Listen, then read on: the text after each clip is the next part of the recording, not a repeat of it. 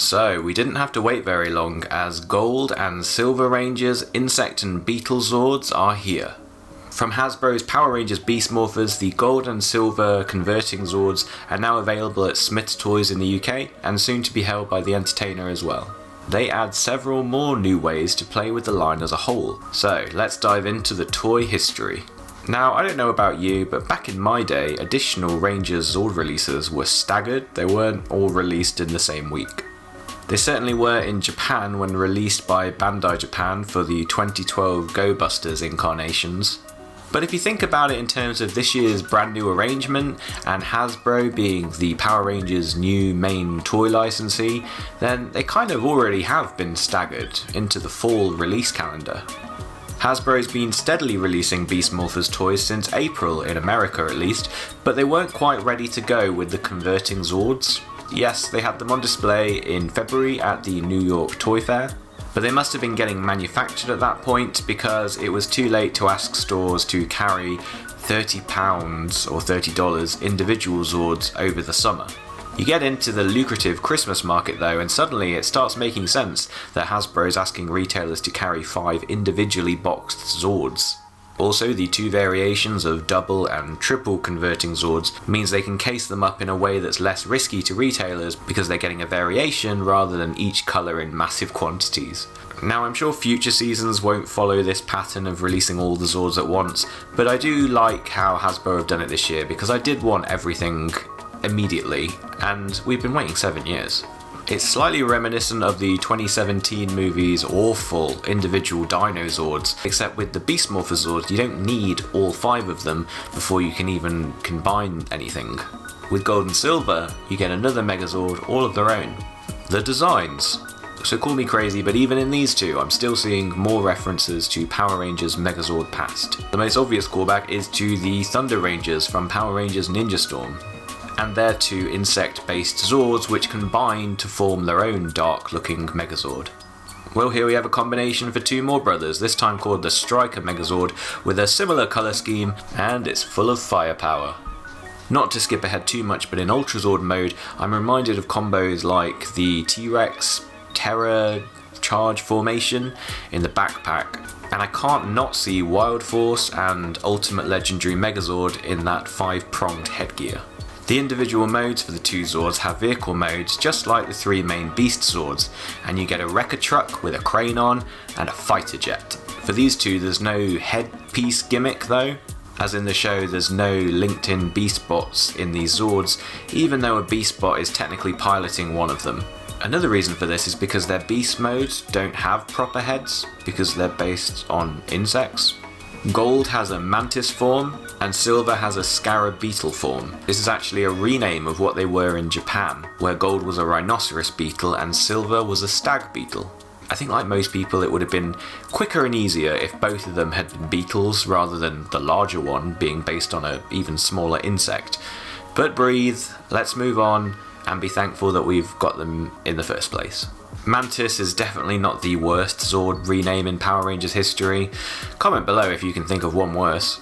The Wreckazord, like the Red Racer Zord, is one of the more expensive triple converting Zords. So just like Red, it has its own battle mode, and it's full of artillery to boot.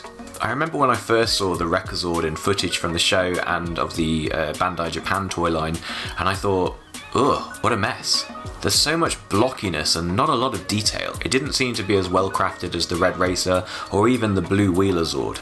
Silver though, I'll give it to them. It's definitely a jet. It's more of a jet than yellow is a chopper, and once combined the Striker combination is fine, though isn't as spectacular as Beast X Megazord for looking so different to the Racer Zord underneath it. Maybe if like how Beast X Megazord is made of 3, if Striker Megazord was made of 3 separate Zords, they could have done a bit more to vary up the look of it. Also, like in the last Megazord review, I'll be including differences to the Japanese toy in the next 2 sections. Getting on then, what's bad about it?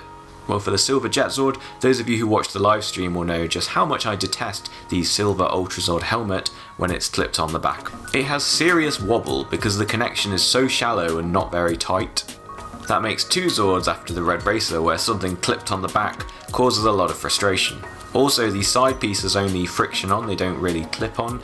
which means they have a tendency to fall off when you're converting between modes.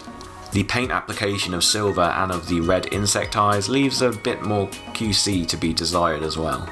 The Bandai Japan release actually had spring-loaded pincers, and these sprung forward when the jet head was pushed back. Here though, it's old school manual. That doesn't bother me to be honest, but it's a notable difference. For the gold Rekazord, the crane thing doesn't clip on at the front end, so it's very wobbly in both versions, where it's just one long thing. This can be annoying in the Rekka mode when it inevitably slips off the guns it's leaning on, and I found it's best to just angle the crane up when it's in the Rekka mode. Also, they didn't give us any silver or gold on the wheels, so it's just more hunk of black plastic. They also didn't put any silver on the back of the insect mode. Also better on the Japanese version, gold and black accents along the top of the crane arm. A lot of the details there, so you could add it yourself. Oh, and they didn't put any blue paint on the weapons either. Again, this is all stuff you can do yourself. The detail is pretty much there, so it's up to you. In fact, when the crane becomes arms for battle mode, you can't slide it through the body like you see in the show and like the Bandai Japan version was able to do. Annoyingly, you have to open up the front of the body section and push it in.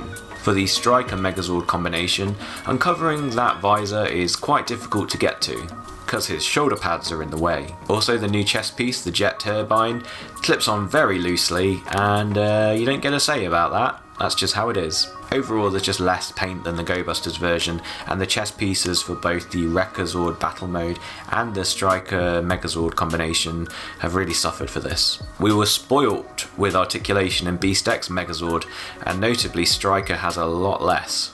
This of course stems from the Rekka battle mode being such a rigid frame to begin with, and annoyingly it makes sense, in the very least in the elbows, because of the way the Silver Zord attaches. It would have been nice to have been able to turn the head of the Megazord though. Oh, and also it doesn't like having its arms raised in Striker mode. Too heavy. Once all 5 Beast Zords are combined for Ultrazord mode, your worries on the posability are not unfounded. It is very fragile and quite flimsy. Pieces shake with looseness, though luckily don't fall off. I'm not fully confident with the way much attaches here. Also, why are the arms so short? The Scarab legs are constantly in the way in Ultrazord mode, not helped by Red Racer's new position for his hands being on the front and not the back. They jostle and clash for position whenever you try and pose the arm, often unclipping from the Racerzord ports completely. This has been really trying, and trying to get a good pose out of this guy has been a bit of a nightmare. It's also not very hard wearing. There are already pieces which are starting to lose their ability to stay in position. We mentioned last time the horns on the Beast X Megazord helmet. Here for me, one of the gold cover pieces which takes the weight of the Yellow Zord arms, the hinge is on the bottom and it started flopping down. The weight is completely against them, though a clip would have remedied this whole problem. Instead, what we're looking at is that one day that piece will lose the ability to stay upright, and there you go, loose and ruined. I'm thinking when that day comes I may be able to remedy it with some blue tack, but that's not really what I'm wanting to think about when the toys are so new. All that added weight to the back is actually serving to pull the Ultrazord backwards, and there was one close call when I was filming outside where it did fall backwards. I managed to catch 90% of it because of course one of the legs unclipped again. Ultrazord basically always needs to be holding on to his 2 weapons because they balance him forwards. And I do like the weapons, so let's get on with it.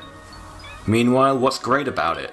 I said this in my live stream for Silver, I just love the transformation from Jet to Scarab mode. I think it's possible to transform both sides simultaneously, which apparently I like, and every movement feels fluid and natural. There's also the option to use the Jet Zord with the Racerzord. It clips on very similarly to the Striker Megazord mode, only with the jet turbine around back. It's not my favourite combination of the line, but if you're a kid and you've already got the Red Racerzord first, it's kind of helpful that you only need one more Zord before you can do your first combination. I couldn't decide whether this annoyed or pleased me, but you can actually clip the jet onto the crane in Rekka mode, just like how they appear on the show. On the live stream I said the front section of the clip is wider, provides a better fit, which is still true, but having now had another look at the series, technically it should be on the back. Here it's much thinner, so the fit is much more wobbly, but there is one wider clip there, which means it's able to stay on enough to be able to be lifted by the jet without it detaching, so I'm going to take that as a win. This combination doesn't appear in either Gold or Silver's instruction booklets, so I expect even the people at Hasbro weren't 100% sold on how this one turned out. Speaking of Wreckazord, it's massive. It's really complex. It's like a Zord from a much older series. I like that they've improved on Japan on how the legs retract from an ugly black lever to a hidden port that looks like it's meant to be there. Battle mode is fine. Yeah, battle mode is fine. While I don't have much positivity for the Striker Megazord combination, apart from it has a really good tight grip on the jet weapon head, it's always nice to have another Zord to fight beside the main Megazord. That there's an additional 5 Zord combination after these 2 modes is just great Zord engineering. It takes a while to get them all together, but what a great and appealing feature it is that all 5 Zords can actually combine. I know that's hardly a novel concept in Power Rangers, but when the 5 Zords have 12 individual modes, I think you're dealing with a different kind of beast. We've already mentioned there's not many connections that are really tight, so I want to give some serious props to the way that the Gold Wreckazord clips onto the blue Wheelazord in the legs and the feet. That is some solid connection. They are really on there. Even in Ultrazord mode, there's still no additional pieces left over, which is even more impressive given that they added 2 new pieces for Beast Morpher toys, that being the bucket head, which gets a new life in the Ultrazord helmet, and the gorilla body piece, which is still there on the back and has ironically actually been stabilised a bit by the gold backpack. It's so rare to not have anything left over in a formation as big as this. And I really like that it consumes the sword and the helmet from the Beast X Megazord as well. The staff weapon definitely works to complete the look and hide the short arms. Ultrazords made from over 30 pieces are always going to be tricky. It looks nice and clearly they've painted as much as they could, though it would be nice to get a fully painted metallic version, maybe through Hasbro Pulse. Maybe they could make Hasbro Pulse available to the UK while they're at it. It's also very tall, another 2 or 3 inches higher than Blazer's 12-inch figure. There is still good posability to be got there, you just need an awful lot of patience. But Hasbro's Beast Morphers version does enough to get it right. We didn't even mention in the Megazord review that the blue front chest piece maintains a much better grip than the Bandai Japan version, and that in itself will make a lot of people breathe a sigh of relief. I really love the design of this combination. I think it's such a great way to put the Zords together. I'm really glad to own it. If you want to own yours, Hasbro did reveal at San Diego Comic-Con that Amazon will exclusively carry a box set Ultrazord of all 5 converting Zords. I'd recommend that just on the box space that you'll save on the 5 individual releases, but they've gone further than that and included an exclusive loading bay of 5 tiny Beast Morpher Rangers in scale with their own Zords. That's the kind of nonsense that's going to get me to buy another one of these things. So yeah, pick a side, folks. The 5 Beast Morphers converting Zords we've had so far have been overall a great experience. I can recommend them to kids and collectors alike.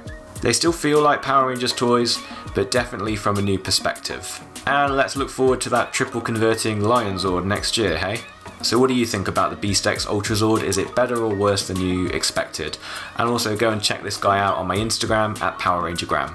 I hope you found this video useful enough to throw a like on, and subscribe to the channel if you're interested in my future videos about the Lightning Collection and Beast Morphers figures, and as promised, Turbo's the next in my chronological series reviews. Thanks for watching this far, and I'll see you later.